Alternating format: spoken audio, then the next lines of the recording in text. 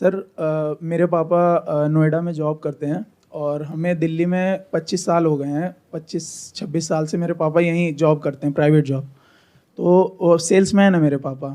उन्हें काफ़ी अच्छी नॉलेज है इस बारे में। बुक मतलब जो बुक्स होती हैं, प्राइवेट बुक्स होती हैं, उन मतलब सेल्समैन है उसके। मैं दिल्ली पुलिस की प्रिपरेशन कर रहा हूँ अभी। तो मैंने सर ये सोचा है कि मैं अपने पापा की जो कंडीशन है उस चीज़ को मैं ना दोहराऊं और मैं कुछ लाइफ में मतलब अच्छा कर सकूं इसी लाइन में। तो उसके लिए सर हमारे पास पूंजी जो है, मेन चीज़ होती है पूंजी। उसी से ही इस समय मार खा रहे हैं कि मतलब हमें क्या करना चाहिए, कि शुरुआत हमें कैसे करनी चाहिए। किस तरह की बुक्स? सर प्राइवेट स्कूल में जैसे क्या नाम है, सीबीएसई से एक तो वो होता है, तो प्राइवेट जो पब्लिशर्स होते हैं उस पे स्कूल का नाम और एड्रेस हाँ वगैरह वो सब नाम प्रिंट हो वगैरह जाता वो, है और स्कूल वाले अपना बीच में मार्जिन रखते होंगे उसमें हाँ हाँ जो ऑब्वियसली। मार्जिन होता है वो। ये जो आप करने के बारे में सोच रहे हो, इसको करने के लिए आपको पैसा नहीं चाहिए, इसको करने के लिए आपको टाइम चाहिए। ध्यान से समझना, हमारी सबकी गड़बड़ क्या होती है कि हम ये समझते हैं कि जब भी अपना कुछ करने की बारी आती है ना, तो वहां पर हमको बहुत पैसा लगाना पड़ेगा, फिर उस काम को करना पड़ेगा। उस चक्कर में क्या होता है, हम बहुत बड़ा रिस्क ले लेते हैं या फिर हम कुछ करते ही नहीं है। यही दो सिचुएशंस होती है। यानी अगर आपने कहा पूंजी लिमिटेड है, तो मान लो 2-4-5 लाख रुपए है, तो आपने क्या दिमाग लगाया कि चलो इसको पैसे को लगा करके हम खुद बुक्स बनाते हैं, फिर जा करके दिखाएंगे स्कूल्स में और हम भी एक पब्लिशर बन जाएंगे। ऐसे ही कुछ आपके दिमाग में चल रहा होगा। मैं ठीक कह रहा हूं, गलत कह रहा हूं? तो इसके बारे में आपने बात करी अपने फादर से, उनकी क्या राय है? सर पापा बोलते हैं कि मतलब मेंटली मतलब हम समझते भी हैं जो पापा की विचारधारा है। पापा थोड़ा सा डरते हैं कि अगर मान लो कर्जा हो जाएगा तो फैमिली में इतने लोग हैं तो उनका क्या होगा। मुझे ऐसा लगता है, मेरा एक बड़ा भाई भी है, यूपीएससी एस्पिरेंट है वो। मैं और मेरा बड़ा भाई हम ये सोचते हैं कि हम इस चीज़ को मतलब आगे हम बढ़ाएं, और पापा को इसीलिए मोटिवेट भी करते हैं कि पापा कुछ हमें खुद का भी करना चाहिए। जैसे आप प्राइवेट कंपनी के लिए इतनी मेहनत करते हो, और क्यों ना हम खुद के लिए अगर उतनी मेहनत हम खुद के काम में अगर कर दें तो हम कहाँ से कहाँ पहुँच सकते हैं। तो एक बात बताओ, जब आपके माइंड में ये क्लियर है कि इस तरीके से हम कर सकते हैं, तो आप करते क्यों नहीं हो? उसके पीछे क्या रीजन है? सर क्योंकि अभी आप खुद दिल्ली पुलिस की तैयारी कर रहे हो, राइट? मेरी एज जो है कि 23 साल कंप्लीट हो चुकी है। तो 25 साल तक इसमें मतलब एलिजिबिलिटी होती है।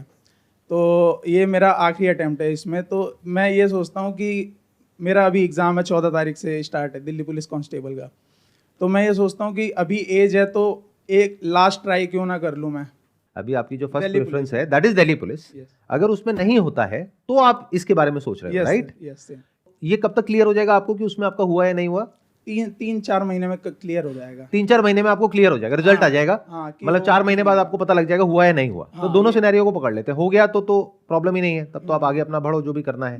नहीं हुआ तो क्या करें, हाँ राइट? ये क्वेश्चन। तो 3-4 महीने बाद आप क्या कर सकते हो, आपको 1 रुपए भी नहीं लगाना है अपनी जेब से। मेरी इस बात को ध्यान से समझ लेना, क्योंकि जब भी हम बिजनेस करने के बारे में सोचते हैं, और स्पेशली अगर हमारा बिजनेस बैकग्राउंड नहीं होता है, तो हम सबके अंदर दिमाग में क्या गलतफहमी बैठी होती है कि अपना कुछ करने के लिए बहुत पैसा चाहिए, यस और उल्टे सीधे आइडियाज हमारे माइंड में आते हैं जो हमें लगता है कि बहुत अच्छे हैं, जो एक्चुअल में अच्छे नहीं होते हैं। अब आप ध्यान से सुनना कि आपको करना क्या है।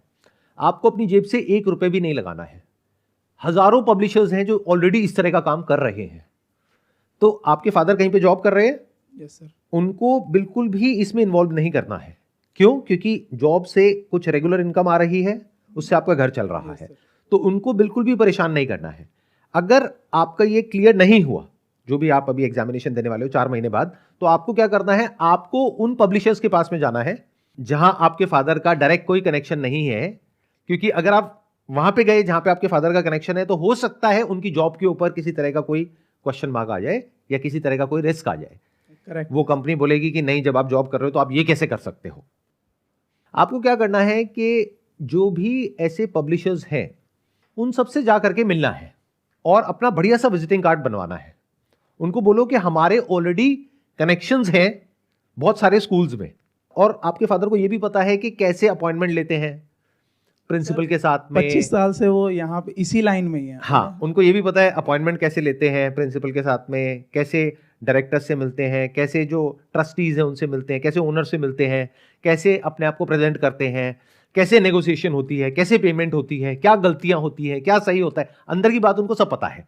तो वो एक तरीके से आपके लिए कंसल्टेंट हो गए, आपके फादर। Yes sir. आपने 1 रुपए भी नहीं लगाया, आपने क्या किया, आगे कंपनीज में गए, जॉब की कोई बात नहीं करी, आपने बोला कि ये हमारी एजेंसी है, हमारे आगे स्कूल्स में टाइप्स हैं, जितने भी दिल्ली एनसीआर के या जो भी और एरियाज हैं जहां पे आपको लगता है कंपटीशन कम है, वहां पे आपने बोला मे बी दिल्ली एनसीआर से बाहर निकल जाओ, आपने वहां के स्कूल्स पकड़े और बोला कि हमारे इन स्कूल्स में टाई अप है।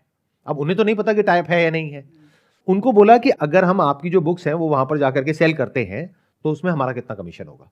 सिंपल, समझ गए? तो अगर मैं वो पब्लिशर हूं और मेरे पास आप आते हो तो मेरे लिए आप एक तरीके से फ्री के सेल्समैन हो गए।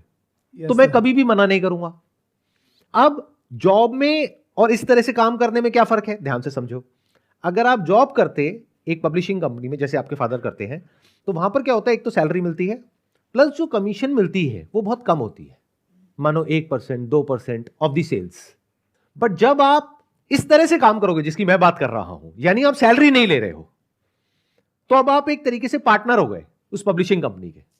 तो अब आप टेबल पे बैठ करके सीधी बात कर सकते हो कि भाई और बहुत सारी पब्लिशिंग कंपनीज है जो मेरे को 20% ऑफर कर रही है, 30% ऑफर कर रही है, आप 15 क्यों बोल रहे हो? वो कहेगा 15 मैं इसलिए बोल रहा हूं क्योंकि मेरा ब्रांड उनसे बहुत ऊपर है। आपके फादर को पता है कि कौन ऐसा है जिसकी मार्केट अच्छी है, उनको यह भी पता है कि किसकी बुक्स बिकने के चांसेस सबसे ज्यादा है क्योंकि उसका ब्रांड नेम भी अच्छा चलता है इस मार्केट में, और उनको यह भी पता है कि ऐसी कौन सी मार्केट्स हैं जो उस पर्टिकुलर पब्लिशिंग कंपनी ने कैप्चर नहीं करी है। तो आप उस मार्केट का प्रपोजल लेकर के उनके पास में जाओ, क्योंकि वो सोच ही रहे हैं। अब अगर उनको खुद को करना है तो उनको वहां पे अपना सेटअप करना होगा, अपना ऑफिस खोलना होगा। आप उनको बोलो कि हमारा ऑलरेडी वहां पे ऑफिस है। अब ये कैसे बोलोगे, देखो दिमाग लगाओ। आप एक वर्चुअल ऑफिस लोगे वहां पे उस लोकेशन पे, मान लो बैंगलोर में आपको एक प्रॉपर एड्रेस मिलेगा जिसके लिए आपको महीने का मान लो 1000-1500 रुपए 2000 रुपए देना होगा।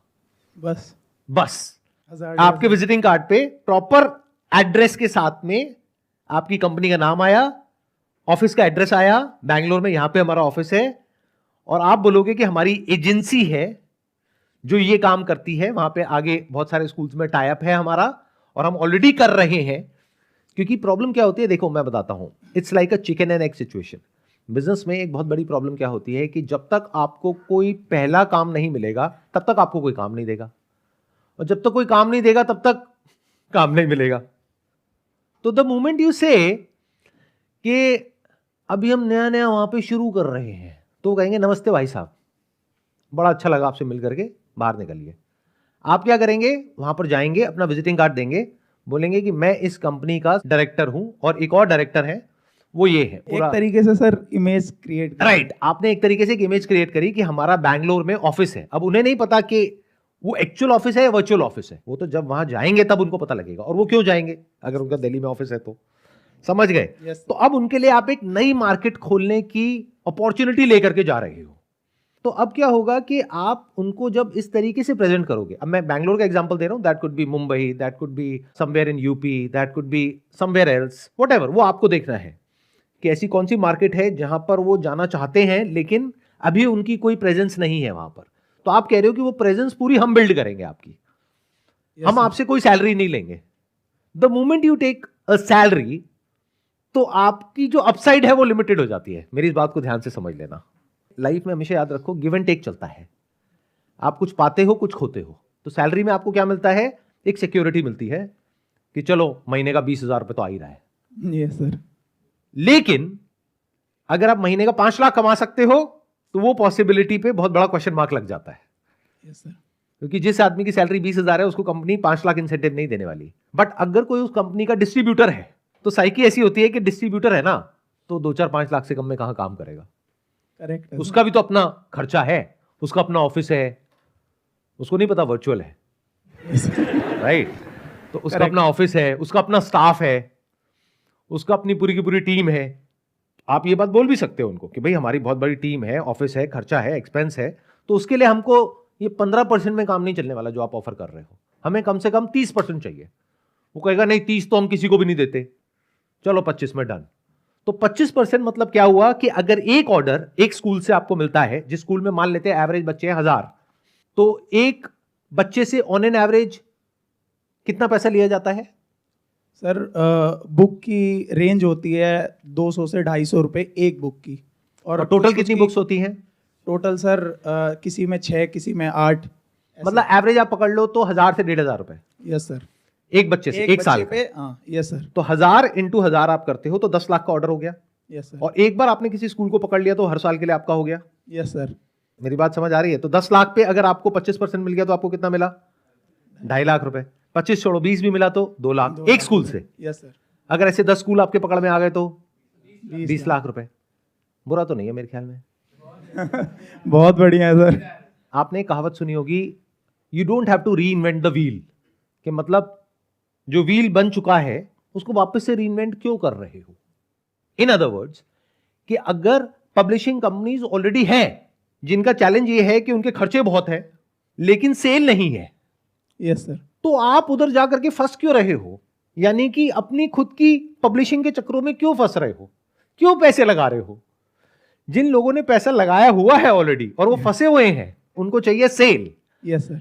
आपके भी फादर का जो एक्सपर्टीज है वो है सेल्स। करेक्ट। तो उसी पे फोकस करो। प्रोडक्शन, मैन्युफैक्चरिंग, प्रिंटिंग, पैकेजिंग, ये सब किसी और पे छोड़ दो, उस इंसान पे जो वो काम पिछले 20-30 साल से कर रहा है। Yes sir. खुद इन चक्करों में पड़ो ही मत। आप सीधा सीधा काम करो कि भाई हम आपके रिप्रेजेंटेटिव हो गए इस एरिया में। और सर ये मेन चीज़ ये है, एक बार कोई पार्टी जुड़ जाती है तो फिर वो 5 से 10 साल, अभी तक पापा के कांटेक्ट में कुछ कुछ मतलब ऐसी पार्टियां भी हैं जो 5-5 साल से अभी तक पापा से जुड़े हुए हैं। वो ऐसा ही होता है, क्योंकि जब तक उनको आपसे कोई प्रॉब्लम नहीं होगी या जब तक कोई बेटर ऑल्टरनेटिव नहीं मिलेगा तब तक वो आपको नहीं छोड़ेंगे। और प्लस क्योंकि अगर यहां पर आपका अच्छा खासा मार्जिन है और आप उस कंपनी को बिजनेस दे रहे हैं तो पीछे से वहां से सपोर्ट भी मिल सकता है। वो कंपनी भी बिजनेस नहीं छोड़ना चाहेगी ना। अब आपको पहले ये भी समझना होगा कि जिस मार्केट में आप जा रहे हो, मान लो यूपी में, बिहार में, कहीं पर आप जा रहे हो और अपना इस तरीके से नेटवर्क बना रहे हो स्कूल्स का, तो आपको समझना होगा वहां की मेंटालिटी क्या है। जैसे कोई पर्टिकुलर मार्केट हो सकती है, वहां की मेंटालिटी हो सकती है कि भाई हमको क्वालिटी बहुत अच्छी चाहिए। Yes sir. कहीं की हो सकती है हमको कॉस्ट बहुत कम चाहिए। तो अब ऐसे किसी पब्लिशर को ढूंढो जो सबसे कम कॉस्ट में सबसे बढ़िया काम करने के लिए एक्सपर्ट है, उनके साथ टाइप कर लो, ऐसे 2-4 प्लेयर्स के साथ में। तो हमेशा याद रखो कि जब बिजनेस करना है शुरू, तो इस तरीके से करो कि जो भी आपके पास में एक्सपीरियंस है, एक्सपर्टीज है, उसको कनेक्ट करो। यानी कि आपके फादर का एक्सपीरियंस, एक्सपर्टीज, यस सर, वो कनेक्ट हो गया। पैसा ना के बराबर लगाओ। इसमें पैसा आपको कुछ भी नहीं लगा, सिर्फ एक वर्चुअल ऑफिस का लगा 1000-1500 रुपए महीना प्लस विजिटिंग कार्ड्स का लगा, बस। बाकी आपके ऊपर है कि आप कितने कॉन्फिडेंस से बात कर सकते हो। Yes sir.